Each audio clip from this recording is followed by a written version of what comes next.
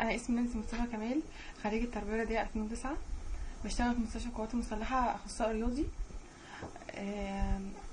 ليا زميلة اسمها زينب، رحت عندها مرة في البيت فقابلت اخوها اسمه دكتور سعد. يعرف علم الريفلكسولوجي.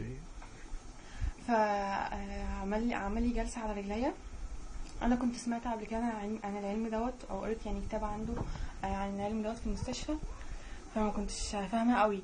فهو لما عمل لي الجلسه قال لي حاجات، امراض كانت عندي، يعني مشاكل صحيه كانت عندي ونفسيه برضو.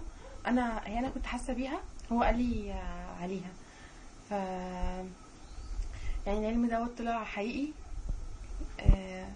هو عامل زي يعني هو تحس ان هو عامل زي السحر، بس هو مش سحر، هو علم. هل تم الكشف على جسمك او اي حاجة ولا كله على القدم؟ لا، هو كله على القدم. انت الجلسة كلها على القدم.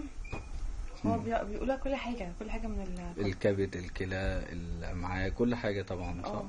تمام. درسوه اصلا في الكلية عندكم قبل كده يا نانسي؟ لا، ما خدناهوش في التربية الرياضية ولا في علاج طبيعي، ولا علاج طبيعي، ولا صح. موجود في علاج طبيعي اصلا. تحب ان يكون موجود في مصر هنا عندنا؟ انا احب جدا يكون منتشر، عشان بجد هو مش منتشر خالص، ولا حد يعرف عنه حاجة. بس هما لو اتعرف يعني هيحل مشاكل كتير وهيفيد ناس كتير قوي.